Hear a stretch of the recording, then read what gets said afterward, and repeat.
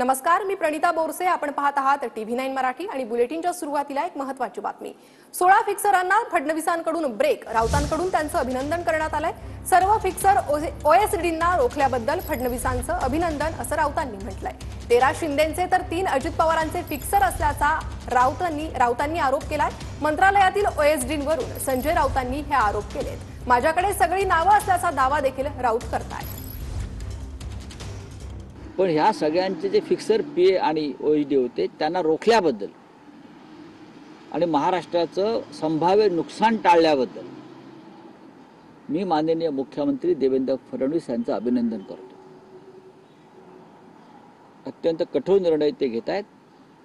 जरी आमच्यात राजकीय मतभेद असले तरी राज्याच्या हिताच्या घेतलेल्या अशा निर्णयांना आम्ही पाठिंबा. 13 शिंद्यांचे आहेत आणि उरलेले जे आहेत ते अजित पवार गटाचे आहेत.